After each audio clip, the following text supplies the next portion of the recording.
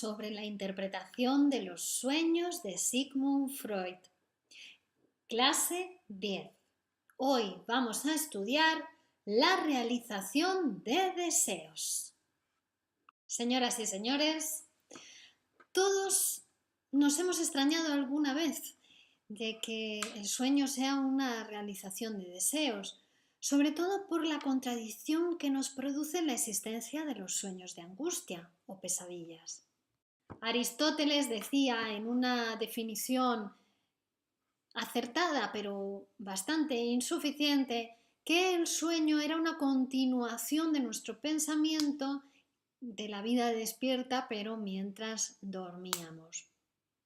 Pero entonces, si es así, esos pensamientos que tenemos durante la vida despierta, tales como refutaciones, conclusiones, propósitos, pensamientos, juicios, conclusiones, ¿qué pasa con ellos? ¿Por qué después decimos que el sueño es una realización de deseos? ¿Cómo puede limitarse durante la noche única y exclusivamente a la realización de deseos? La realización de deseos nos ha hecho dividir los sueños en dos grupos. Un primer grupo donde vemos que el deseo se satisface de una manera franca y clara, y un segundo grupo donde para poder saber acerca del deseo que se satisface en el sueño hay que hacer un minucioso trabajo de análisis y de interpretación. Del primer grupo, donde se satisface claramente el deseo, habíamos visto en las clases anteriores cómo era el caso de los sueños de los niños, donde un deseo que había quedado insatisfecho durante el día, después se soñaba en tiempo presente, el niño se ve a sí mismo como realizándolo en presente y además se ve en imágenes, ¿no? Es la realización franca y clara de un deseo insatisfecho. Y del segundo tipo, donde ya no es tan claro, sino que se ha producido una transformación, una deformación, ya sabemos que es por intervención de la censura onírica. Adultos también puede suceder que aparezca un deseo satisfecho de una manera franca y clara, pero es más difícil precisamente por la intervención de la censura. La pregunta que se hace Freud a continuación es: ¿de dónde procede el deseo que se realiza en el sueño? Sabemos ya que existe una antítesis entre la vida despierta consciente y una vida inconsciente que es más fácilmente perceptible mientras dormimos, ¿no? Sabemos de ella por la producción de los sueños. Entonces Freud nos va a hablar de tres posibles procedencias del deseo. La primera de ellas puede ser un deseo aceptado, tolerado, durante el día que ha quedado insatisfecho y entonces por la noche este deseo se sueña como realizado. Esa sería una primera posibilidad, deseo reconocido pero insatisfecho. Una segunda posibilidad sería que durante el día uno ha experimentado un deseo, pero que ha sido un deseo rechazado, reprimido, no aceptado por el soñante. Les recuerdo que la represión consistía precisamente en alejar de la conciencia un deseo no tolerado, ¿no? No desaparece, se aleja de la conciencia, pero ese deseo sigue trabajando desde lo inconsciente. Entonces, esta segunda acción sería, por tanto, un deseo insatisfecho y además reprimido, que durante la noche se soñaría para realizarse. Y la tercera opción sería que el deseo que se satisface en el sueño está exento de cualquier relación con la vida despierta diurna. Es decir, serían deseos que emergen desde lo reprimido, deseos que siempre fueron deseos reprimidos. siguiendo el esquema del aparato psíquico que hemos venido manejando y que Freud nos está mostrando en el libro La interpretación de los sueños, el primer tipo de deseos, es decir, esos deseos aceptados pero insatisfechos durante el día, deseos reconocidos, pertenecerían al preconsciente del aparato psíquico. El segundo tipo de deseos, es decir, deseos insatisfechos pero además reprimidos, es decir, deseos no tolerados por el propio soñante, estos serían deseos que estuvieron en el preconsciente en algún momento, pero al reprimirlos pasaron al inconsciente, pasaron a ser inconscientes. Y desde allí, y si han permanecido, ha sido porque han permanecido en lo inconsciente. Y el tercer tipo de deseos, que serían deseos que siempre fueron reprimidos, ¿no? Que nunca estuvieron en lo preconsciente, sino que siempre fueron deseos inconscientes, bueno, pues serían deseos que pertenecen precisamente a esa parte del aparato psíquico, al inconsciente. Estamos siguiendo entonces ese esquema de aparato psíquico, la primera tópica freudiana, que es conciencia, preconsciente, inconsciente. Y entre el preconsciente y el inconsciente estaría la censura. Entonces se pregunta Freud, ¿cuáles son los deseos que son capaces de provocar, de motivar la producción de un sueño? Habíamos visto que en los niños ese deseo insatisfecho durante el día podía ser el motor para provocar un sueño. El niño que iba con el papá en la travesía para llegar a la montaña, que se les hizo de noche y tienen que volver a casa. Y esa misma noche el niño sueña que ha subido a la montaña. Y del segundo tipo de deseos que han sido rechazados por el propio soñante y que dan lugar a un sueño, Freud nos trae el sueño de una señora que durante el día se le pide su opinión acerca del novio de su amiga y ella se reprime en la expresión de la opinión que realmente tiene de él, que para ella ese hombre era un hombre adocenado, pero no lo expresa. Y a la noche la señora sueña un sueño que resume de la siguiente manera: cuando en la tienda saben de lo que se trata, basta con indicar el número. El no haber dicho la frase llevó después a la construcción, a la producción de este sueño. Freud no le parece suficiente en el adulto que un deseo haya quedado insatisfecho durante el día como para dar lugar a la producción de un sueño. En el niño sí, ¿no? Pero en el adulto dice que ya el adulto ha sido capaz de dominar su vida instintiva a través de la vida intelectual, que esa vida intelectual le ha llevado a renunciar a esos ciertos deseos infantiles y reprimidos, que son muy fuertes, ¿no? Que no hay ningún otro deseo que sea tan enérgico, tan intenso como esos deseos infantiles y reprimidos, que dice Freud que en todo caso son los que motivan los sueños en los adultos. Nos dirá Freud, el deseo consciente solo va a constituirse como estímulo de un sueño cuando consigue despertar un deseo inconsciente de efecto paralelo con el que reforzar su energía.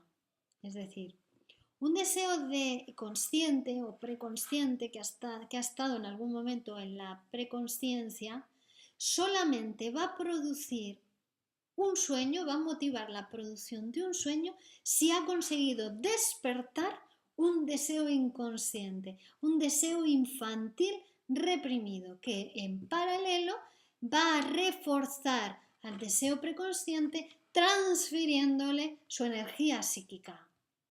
El deseo inconsciente siempre está en actividad, siempre está dispuesto a expresarse, siempre está dispuesto a enlazarse, a encadenarse, a expresarse a través de un deseo consciente, de un sentimiento consciente, de una representación consciente. Es capaz de aliarse con ese deseo consciente, representación, transferirle su energía psíquica con tal de expresarse, de satisfacerse, burlando a la conciencia. Los deseos inconscientes, dice Freud, son como titanes, son deseos inmortales. De hecho, morimos cuando dejamos de desear. Son deseos inmortales, son como los titanes de las leyendas sobre los cuales pesan desde tiempos inmemoriales inmensas montañas que los dioses les han puesto como castigo, pero que de vez en cuando tiemblan, ¿no?, en forma de sacudidas con fuertes convulsiones de sus miembros. Bueno, pues el inconsciente, dice Freud, es como esos titanes que de vez en cuando tiemblan y hace sonar su voz, ¿no?, a pesar de llevar sobre sus espaldas el castigo de las montañas. Estos deseos reprimidos son de procedencia infantil. Así que, dice Freud, la procedencia del deseo no es indiferente a la hora de producir un sueño. En el caso del adulto, el deseo que produce un sueño es siempre un deseo infantil.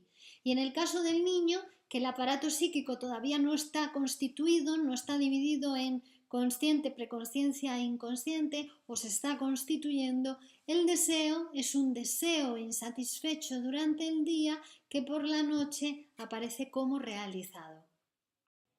Los sentimientos optativos que proceden de la vida despierta consciente tienen un papel secundario en la formación de los sueños. Tienen el mismo papel que pueden jugar las sensaciones orgánicas, la sed, las ganas de hacer pis o otro tipo de estimulaciones provenientes del día anterior a la noche del sueño. Es decir, tienen un papel secundario que ahora vamos a ver cómo el sueño los toma y cómo el sueño los incorpora. Pero el principal motivo del sueño es un deseo inconsciente de origen infantil. Hay algunos estímulos mentales de la vida despierta, tales como preocupaciones, problemas no solucionados, impresiones diversas, que van a continuar su actividad también durante el reposo a nivel preconsciente. Las impresiones mentales de la vida despierta pueden dividirse en varios grupos. 1. Procesos mentales que durante el día han quedado interrumpidos por cualquier circunstancia. 2. Procesos mentales que durante el día han quedado interrumpidos porque nuestra actividad psíquica no daba más. Se ha interrumpido. 3. Procesos que hemos rechazado, hemos reprimido durante el día. 4. Procesos mentales que la labor diurna de lo preconsciente ha estimulado en nuestro inconsciente. Y 5. Impresiones diurnas indiferentes y variadas. Estos restos de la vida diurna luchan durante la noche, durante el reposo, por expresarse y van a buscar el camino habitual de expresión que tienen los estímulos de la vida despierta, que era un camino progresivo.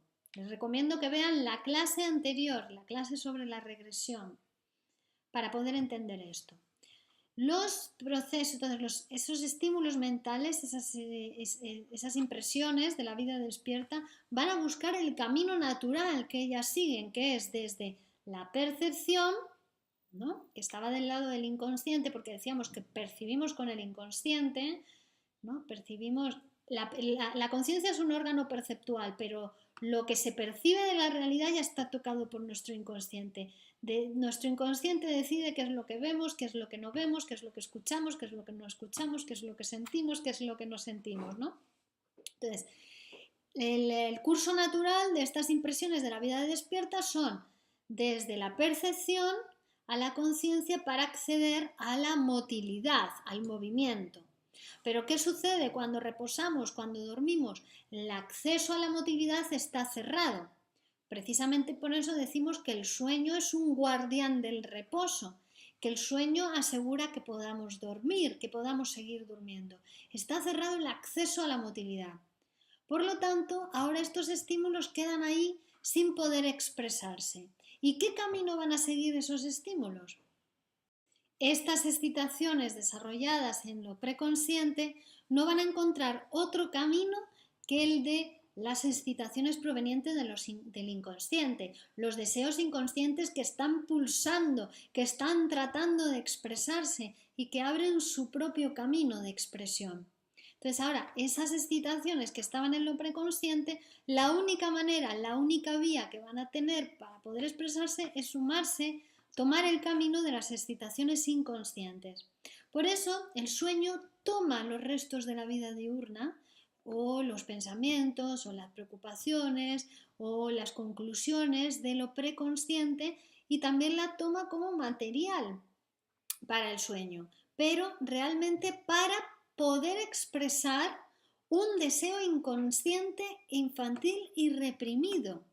Es decir, que se toman esas representaciones para darles un curso. Ahora esas representaciones van a tomar la vía regresiva que veíamos la vez pasada, la vía de realización alucinatoria de deseos.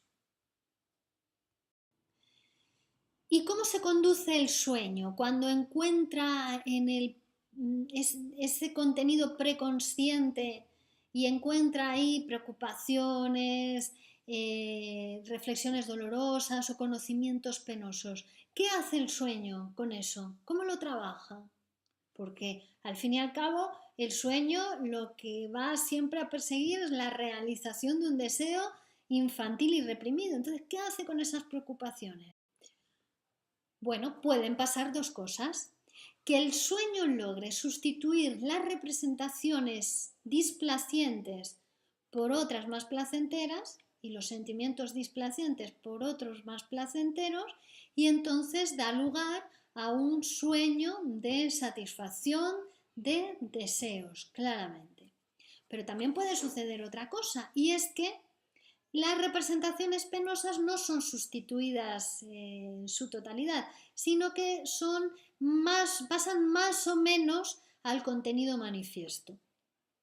Si esto fuera así, va a ser necesario realizar un trabajo minucioso de interpretación para saber cuál es el deseo que se está realizando en ese sueño, puesto que se utilizan representaciones displacenteras en el sueño, ¿no? en la representación del sueño para realizar el deseo.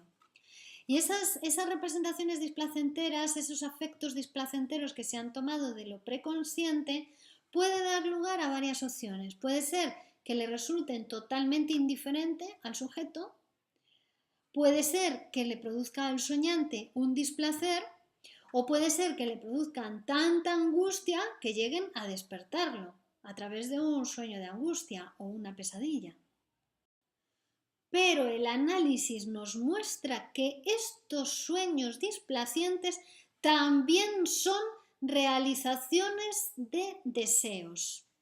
Un deseo inconsciente y reprimido que si se satisface, su satisfacción va a ser sentida por el yo como angustia o como displacer, puesto que es un deseo prohibido, un deseo reprimido. Ese deseo reprimido presta su apoyo a los restos diurnos penosos que estaban en el preconsciente, haciéndolos susceptibles de provocar un sueño. Es decir, se está satisfaciendo, se está expresando la satisfacción de un deseo prohibido utilizando como representación esos recuerdos, esas representaciones, esos afectos penosos del preconsciente. La satisfacción del deseo prohibido, reprimido, puede ser tan grande, tan intensa, que compensa, ¿no?, los contenidos penosos. Y entonces eso da lugar a un sueño con contenidos penosos, pero que no le produce ningún afecto displacente al soñante, es decir, con afecto indiferente. Pero también puede suceder que el yo del soñante participe de una manera más activa en la formación del sueño y que frente a esa realización de deseos reprimidos infantiles reaccione con indignación, reaccione con la producción de angustia, dando la señal de angustia, de tal manera que el sueño le resulte displaciente al soñante, ¿no? Se despierta con una sensación de displacer o incluso que pueda llegar a producir tanta angustia que interrumpa el sueño y despierte al soñante. Pero además también existen los sueños punitivos, los sueños de castigo. Y lo que queda realizado en este tipo de sueños es un deseo inconsciente, que es el castigo al soñador por haber tenido un deseo ilícito. En este caso hay una mayor participación del yo, pero no solo del yo, sino de una instancia que después, años más tarde, Freud va a describir. Estamos en el año 1900, en la interpretación de los sueños, en la primera tópica freudiana, pero 23 años después, Freud va a escribir el yo y el ello, donde va a definir la segunda tópica, donde ya nos va a hablar del yo, el ello y el superyo, esa instancia moral donde también una parte inconsciente castiga al sujeto por tener deseos ilícitos, ¿no? Bueno, pues aquí en el sueño también vemos que pueden darse y pueden producirse sueños punitivos, sueños para castigar esos deseos ilícitos. Por tanto, la idea diurna, dice Freud, representa el papel del socio industrial, es decir, el socio que tiene la idea de cómo debe ser la empresa, de cómo deben funcionar los procesos, de cuáles deben ser las funciones, pero que si carece de capital, no puede montar la empresa. Bueno, pues el sueño, el deseo inconsciente es para el sueño como ese socio capitalista, es el que pone el dinero para que la idea pueda salir adelante y pueda constituirse la empresa. El socio capitalista en el sueño, el que corre con los gastos, el que hace posible la producción del sueño, es el deseo inconsciente, infantil y reprimido en el adulto. Y independientemente de cuál sea la idea diurna o la idea preconsciente, siempre el socio capitalista va a ser el deseo inconsciente. Para ejemplificarlo, os voy a leer un ejemplo de sueño del propio Sigmund Freud que nos trae en este capítulo para que podamos entender esta cuestión. Es un sueño que procede de una idea diurna de penosa preocupación. Y el sueño es el siguiente. Digo a mi mujer que tengo que darle una noticia muy satisfactoria. Mi mujer se asusta y no quiere oírme, pero le aseguro que es algo que ha de regocijarla y comienzo a contarle que el cuerpo de oficiales del arma a la que nuestro hijo pertenece ha mandado una cantidad de dinero. 5.000 coronas. Algo de reconocimiento, distribución. Mientras tanto, he entrado con mi mujer en un cuartito que parece ser una despensa para sacar algo de él. De repente veo a mi hijo. No viene de uniforme, sino que trae un traje de sport muy ceñido, como la piel de una foca, con una pequeña capita. Se sube sobre una cesta que hay al lado de un cajón, como si quisiera colocar algo encima de este último. Le llamo, pero no me responde. Me parece ver que trae la cara o la frente vendada y que se ajusta algo en la boca introduciendo algo en ella. Sus cabellos han encanecido. Pienso si estará muy agotado y si llevará dientes postizos. Antes de haber podido llamarle por segunda vez, Despierto sin sentir angustia, pero con palpitaciones. El reloj señala las 2:30. Es decir, se despierta de madrugada. Una pesadilla. Entonces vamos a ver la asociación libre y cómo llega a la interpretación del sueño, que sería ese deseo infantil y reprimido. Diferenciamos entre sueño manifiesto, que es este, ahora viene la asociación libre, es decir, todas las ideas latentes que se le van presentando a Freud en relación con su sueño para llegar a la interpretación, que vamos a señalar cuál es. Asociación libre. No siéndome posible comunicar un análisis completo de este sueño, me limitaré a hacer resaltar algunos puntos decisivos. El motivo del sueño estaba constituido por penosas preocupaciones del día. Mi hijo se hallaba combatiendo en el frente y no teníamos noticias suyas hacía ya más de una semana. En el contenido latente encuentra expresión el convencimiento de que ha muerto o está herido. Al principio del sueño observamos un enérgico esfuerzo para sustituir las ideas penosas por sus contrarias. Tengo que comunicar a mi mujer algo muy satisfactorio, el envío de una cantidad, el reconocimiento, la distribución. La cantidad procede de un satisfactorio deseo real de mi práctica médica e intenta, por tanto, desviar el tema. Pero este esfuerzo fracasa en absoluto. Mi mujer sospecha algo terrible y no me quiere oír. Los disfraces bajo los que el sueño se representa son en extremo transparentes y todos los elementos revelan su relación con aquello que debe ser reprimido. Si mi hijo ha muerto, sus camaradas me remitirán sus efectos y tendré que distribuir su herencia entre sus hermanos. De los oficiales caídos en el campo de batalla se dice que han merecido el reconocimiento de la patria. El sueño tiende, pues, directamente a dar expresión a aquello que al principio quería negar, proceso en el cual se hace notar, a través de las deformaciones, la tendencia realizadora de deseos. No sospechamos qué es lo que le presta la necesaria fuerza impulsora. En la escena onírica no se nos muestra a mi hijo como alguien que cae, sino como alguien que sube. En su juventud ha sido un intrépido alpinista. No se nos aparece de uniforme, sino vestido con un traje de sport. Esto es, el accidente que ahora tememos le haya sucedido ha sido sustituido por otro anterior, una vez que se rompió una pierna patinando. La hechura singular de su traje, con el que parece una foca, nos recuerda a otro individuo, más joven, de nuestra familia, a nuestro gracioso nietecito. El cabello gris alude al padre de este niño, nuestro yerno, duramente castigado por la guerra. ¿Qué quiere esto decir? Pero basta.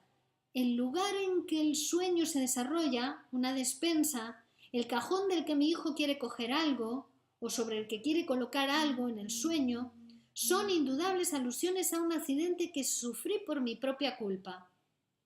Teniendo unos 2 o 3 años, quise alcanzar una golosina de un armario de la despensa y me subí sobre una banqueta colocada encima de una mesa, pero me caí y me di un golpe que pudo haberme costado perder los dientes. Este elemento del sueño constituye un reproche. Te está bien empleado, equivalente a un sentimiento hostil contra mi hijo.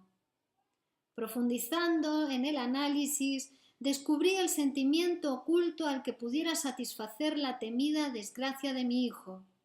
Es la envidia de la juventud, envidia que el hombre maduro siente siempre por mucho que crea haberla dominado, y resulta indudable que precisamente la dolorosísima emoción que habría de surgir si dicha desgracia se confirmara es la que reanima como atenuante tal realización reprimida de deseos.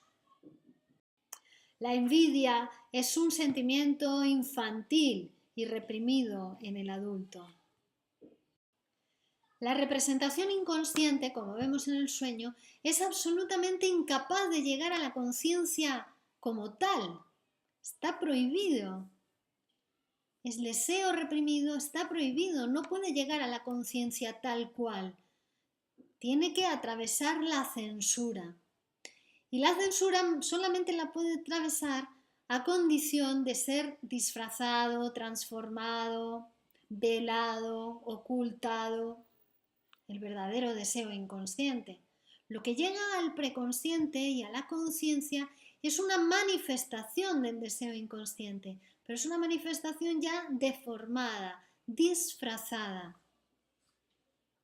El deseo inconsciente, para poder expresarse, va a transferir su energía psíquica a otras representaciones del preconsciente más potables para la conciencia, más tolerables, menos censurables. Pero detrás de ellas se oculta el deseo inconsciente.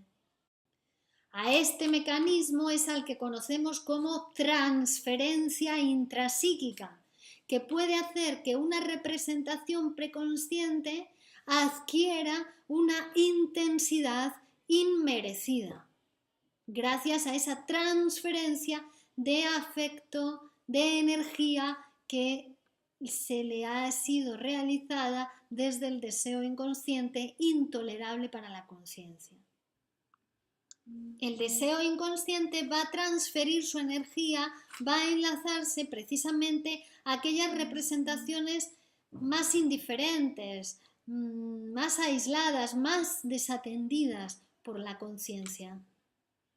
Aquellas representaciones que ya tienen una ligación con otras, que ya la conciencia son importantes para la conciencia, rechazan nuevas conexiones con lo inconsciente, porque ya son importantes, ya tienen un peso y entonces no es tan fácil engañar a la conciencia si la energía se transfiere a esas representaciones. Y hasta aquí la clase de hoy, la clase sobre la realización de deseos. En el próximo vídeo vamos a estudiar acerca de la interrupción del sueño, la función del sueño y el sueño de angustia. Así que si quieren saber más acerca de cómo son y cómo se producen las pesadillas, el fenómeno psíquico de la pesadilla, les esperamos. Continuamos la próxima.